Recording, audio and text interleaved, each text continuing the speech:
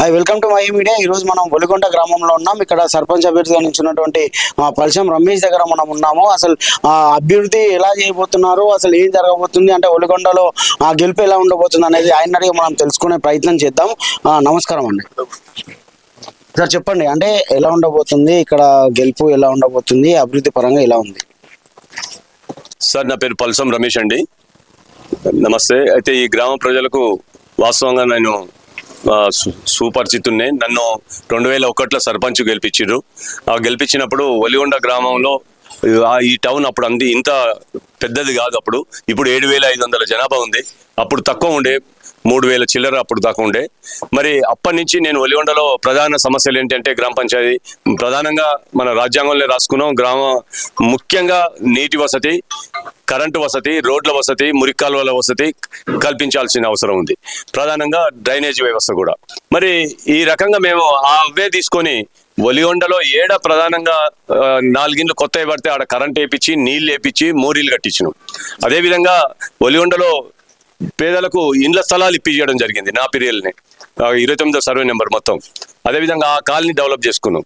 అంతకన్నా ముందు మేము గెలవక ముందుకు వడ్డేరి బస్సు అని ఒకటి ఉండే. ఆ వడ్డే కార్మికులలో ఆ ఏనకు అన్ని రాళ్ళు ఉన్న క్రమంలో పాములు వచ్చి చనిపోయిన సందర్భాలు ఎన్నో ఉన్నాయి అక్కడ ఆ వడ్డేరి కాలనీలో. అప్పుడు నేను గెలవగానే ఆ కాలనీ మొత్తం పోల్ వేసి కరెంట్ కల్పించడం జరిగింది, డ్రైనేజ్ కల్పించడం జరిగింది, రోడ్లు వేపించడం జరిగింది, నీళ్ల వసతి కల్పించడం జరిగింది. అట్లా ఒక కాలనీ కాదు, అన్ని కాలనీలలో అప్పుడు చేసినాం. అదే నేను గెలిచిన 2001లో గెలిచి 6లో అయిపోయింది. తర్వాత 3 టర్ములో కూడా ఆ దొరలకు వ్యతిరేకంగా నేను పోరాడుతూనే ఉన్నా, ఒక బీసీ బిడ్డగా. అయితే వాస్తవంగా నాకు ఉన్న ఆస్తిగా అమ్ముకొని కూడా, అంటే ఎవరిడా ఆ దొరలకు ఎదురు నిలబడడానికి సాహసిస్తలేరు. నేను ఒక యువకునిగా ఉంటున్నప్పుడు స్టూడెంట్ లైఫ్ నుంచి నేను వాళ్ళకు వ్యతిరేకంగా పోరాడుతూ వీటికి 2 దఫాలు 3 దఫాలుగా నాకు ప్రజలు ఆదరించారు. ఒకసారి 95లో సింగిల్ విండో చైర్మన్ కూడా చేసిరు. తర్వాత 2001లో సర్పంచ్ చేసిరు. మొన్న 18లో ఎంపీటీసీగా గెలిచిన, సర్పంచ్ ఓడిపోయిన తర్వాత ఎంపీటీసీ గెలిచినాక కూడా మాజీ ఎమ్మెల్యే గారి సహకారంతో ఒలిగొండ మల్లెపల్లి కలిపి 2400 కిలోమీటర్లు 24 కిలోమీటర్స్ రోడ్లు వేయడం జరిగింది. 1.5 కోటి పెట్టి అండర్ గ్రౌండ్ డ్రైనేజ్ సిస్టమ్ ని వేపియడం జరిగింది. ఇదంతా మాజీ ఎమ్మెల్యే గారి నిధులతోని వేపియడం జరిగింది. అదేవిధంగా ఒక ఓపెన్ జిమ్ కట్టియడం, యువకుల కోసం ఓపెన్ జిమ్ కట్టించినాం. అనేక కార్యక్రమాలు మేము ఈడ ముందుండి పనిచేసినాం. ప్రజలు కూడా గుర్తించారు. ఇప్పుడు ప్రజలు కూడా ఒక బీసీ బిడ్డగా గుర్తిస్తున్నారు. వాళ్ళందరి ప్రోత్సాహంతోనే నేను నిలబడ్డా. వాళ్ళకు ఇప్పుడు ఇక్కడ ఈ దొరలు అనుకుంటే వాళ్ళకు 7500 చిల్లర ఓట్లుంటే వాళ్ళ 300 ఓట్లు ఉన్నాయి. ప్రజలకు వచ్చిన ఒకటే, మరి ఎమ్మెల్యే అయిండు, ఒలిగొండకే ఎమ్మెల్యే కాదు ఆయన, భువనగిరి నియోజకవర్గాన్ని ప్రతి పల్లెకి ఎమ్మెల్యే ఆయన. మరి ఇంకా ఎంతకాలం ఈ రాష్ట్రంలో మొదటి నుంచి కూడా పెత్తందారులదే నడుస్తుంది. మరి అసోటి వాళ్ళు రాష్ట్రం మినిస్టర్ల వాళ్ళే, ఎమ్మెల్యే వాళ్ళే, ముఖ్యమంత్రి వాళ్ళే. మరి కనీసం ఈయన ఎమ్మెల్యే గెలిచిండు, ఎమ్మెల్యే ఆయన కోరిక తీరింది, పైసలు బాగా సంపాదించుకొని వచ్చిండు బిల్డర్ గానే సమితి చేసి. ఇప్పుడు వచ్చి ఆయన కోరిక నెరవేర్చుకున్నప్పుడన్నా కనీసం మరి ఇక్కడ బీసీ బిడ్డలు, ఎస్సీ ఎస్టీ బిడ్డలు 7000 మంది ఓటర్లు ఉన్న కాడ మరి నువ్వు ఒక్కడు దొరకలేరా? అర్హుడు ఉన్నారు, లేరని కాదు. 7000 మందిలా ఈ రాజ్యాంగం కల్పించిన మనకు హక్కులు అనేకం ఉన్నాయి, చదువుకున్నారు. ఇంకా 60% కూడా విద్యకు రాలే. ఆ వచ్చిన చైతన్యవంతులు అనేక మంది ఉన్నారు. అయినా వాళ్ళకి భయపడుతున్నారు. ఆర్థికంగా వాళ్ళు ఉన్నారు, డబ్బులు కుమ్మరిచ్చి వాళ్ళని మాయ చేసి గెలుచుకుంటారు అని చెప్పేసి. అసోటి దశలో ఒక బీసీ బిడ్డని ప్రోత్సహించిండు ఆయన కూడా. నీకు సీట్ ఇస్తా, నువ్వు నిలవడని అంటే 2 ఏళ్ళు తిప్పిర్రు ఆయనని. ఆయన స్వతహాగా మంచి మనిషి. ఆయన డబ్బులు ఖర్చు పెట్టి 2 ఏళ్ల నుంచి ఖర్చు పెట్టి తిప్పి లాస్ట్కి వస్తారు కల్లా ఇక్కడ జనాలు ఏమనుకుంటారు అంటే ఈ బీసీని రాకుండా చేయాలి, ఎంతసేపు మా దొరల పాలనే ఉండాలని కాంక్షతో, ఆయన అభిప్రాయంతో మెల్లగా ఆయన ఎమ్మెల్యే కాబట్టి పరపతి ఉపయోగించి ఇక్కడ స్థానాన్ని రిజర్వ్ చేయించుకున్నాడు. అంటే ముఖ్యంగా ఇక్కడ ఉన్న సమస్యలు ఎలా ఉన్నాయి, ఆ సమస్యల పరంగా మీరు ఎలా పోరాటం చేస్తున్నాం సార్? ఇది కూడా పరిగణలోకి తీసుకోవాలి మీరు, మేము జనం కూడా. అయితే ఎమ్మెల్యే గారు మరి ఇక్కడ జనరల్ స్థానంగా చేయించుకోవడం జరిగింది.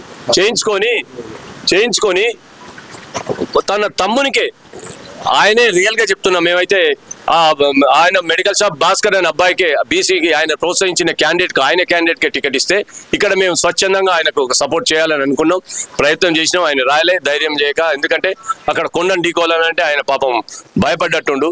అయితే ఆయన ఇండిపెండెంట్ చేసినా మేము సహకరిస్తలేమే, కానీ అట్లా జరగలేదు.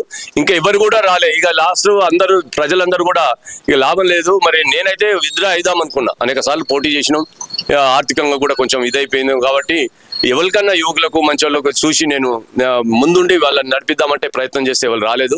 ఆఖరి దశలో అందరూ ఇనానమస్ ఇవ్వద్దు అతనికి. మరి ఆయన ఏం చేసిండు, 2 ఏళ్ళ ఎమ్మెల్యే గారై తట్టాడు, మన్ను పోయలేదు. రోడ్డు అప్పటికే 12.5 కోట్లు పెట్టి మాజీ ఎమ్మెల్యే గారు రోడ్డు శాంక్షన్ చేయించిండు. అప్పుడు చెట్లు నరికిర్రు, ఎన్నికలు రాగానే ఎన్నికల నియమావళి ప్రకారంగా రోడ్లు ఆగిపోయినాయి. 2 సంవత్సరాల నుంచి ఆ నిధులు మురిగిపోతున్నాయి తప్ప ఆయన పని చేసిన పోలేదు. నిన్న మొన్న 2 కల్వర్ట్ కట్టిండు, అదే రోడ్డు ఇది చేస్తుంటే ఆ కల్వర్ట్ పూర్తిగా చేసి మళ్ళీ ఆర్నేసి పెట్టి మట్టి అంతా రోడ్డు మీద ఉంటారు కదా, యాక్సిడెంట్లు అవుతున్నాయి. ఇక్కడ నుండి భువనగిరి దాకా కూడా. మరి ఆయన నియోజకవర్గం మరి ఏం చేస్తున్నట్టు, అనేక మంది రోజు ఒక యాక్సిడెంట్లు అవుతుంది ఇక్కడ నుంచి ఒలిగొండ నుంచి భువనగిరి దాకా. అట్లా నిమ్మకు నీరెత్తినట్టు కూర్చుంటుండే, ఎందుకంటే ఆయన కోరిక నెరవేరింది. ఇక అయిపోయింది కదా నా పని, నా కోరిక తీరింది. కాబట్టి ఆయన ఇక ఎవరైంది అనేది వెనకట్లయినా మళ్ళీ బిజినెస్ మొదలు పెట్టుకొని ఇక్కడ టైం సరిగా అంటే అభివృద్ధి కార్యక్రమాలు అయితే జీరో. ఆయన 2 సంవత్సరాల నుంచి తట్టాడు, మన్ను పోయలే ఆయన. అందుకే ఆయన కూడా అనేకమైన హామీలు ఇచ్చిండు. వాళ్ళ అమ్మగారిని గెలిపించేటప్పుడు కూడా హామీలు ఇచ్చిండు, ఒక్క హామీ నెరవేర్చలే. ఇప్పుడు కూడా అనేకమైన హామీలు ఇచ్చిండు, ఒక్కటి కూడా నెరవేర్చలేడు. గతంలో వాళ్ళ అమ్మగారు 20 ఏళ్ల కింద గెలిచినప్పుడు కోతులు పట్టిస్తాను, అప్పుడు నేను సర్పంచ్గా ఉన్నప్పుడే కోతులు పట్టించిన. మళ్ళా ఈ 15-20 ఏళ్ల నుంచి కోతులు బాగా అయినాయి, అవి బెడద బాగుంది. పోయినసారి ఆయన ఒక క్యాండిడేట్ ని పెట్టి సర్పంచ్ పెట్టి గెలిపించిండు. ప్రధాన అంశం ఆయన హామీ కూడా కోతులది ఉండే, మరి ఆయన దాన్ని పట్టించుకోలేదు. మేము మళ్ళీ గెలిస్తే ఆ కోతులు మేము పట్టిస్తామని చెప్పేసి ప్రజలకు హామీ ఇస్తున్నా. అదేవిధంగా ఆయన ఇక్కడ మేము చెప్తున్న ప్రశ్నిస్తున్నాం అంతే. బీసీ బిడ్డలు కూడా నిన్ననే బీసీ మండల్ ప్రెసిడెంట్ సంపూర్ణంగా మాకు మద్దతు ప్రకటిస్తూ మా తోలు ప్రచారంలో కూడా తిరుగుతున్నాడు ఆయన. బీసీ జనాలు అంటే ఎస్సీ ఎస్టీ బీసీ జనాలందరూ కూడా నా వైపు ఉన్నారు. నన్ను వాళ్ళందరూ కలిసి నిలబెట్టుకుర్రు. నా సేవలు ప్రజలు గుర్తించారు. వాళ్ళందరికీ ఎరికే ఈయన నిత్యం ప్రజలలో ఉంటాడు. ఓడినా గెలిచినా నేను అనేక సార్లు వాళ్ళకు వ్యతిరేకంగా ఈడ పోరాడుతూనే ఉన్నా. మరి అది గమనించి బీసీ బిడ్డలకు మరొకసారి విజ్ఞప్తి చేస్తున్నా. మరి నేను ఆనాడే డిగ్రీ చేసిన, చదువుకున్న ఒలిగొండలో ఉన్న ప్రతి వాడ సమస్యలు నాకు తెలుసు, ప్రతి సమస్యలు తెలుసు, ప్రజలకు ఏం కావాలనే తెలుసు. కాబట్టి మరి వర్క్ చేస్తూని ఇచ్చిపెడతారా? ఆయన 2 దఫాలుగా ఎంపీటీ చేసి ఒక్క పని చేయలేదు. అసోటోలు కావాలన్నా వాళ్ళకు పదవులు హోదా కోసం దొరాన్ని పిలిపించుకోవడానికే వాళ్ళకి పదవులు కావాలి.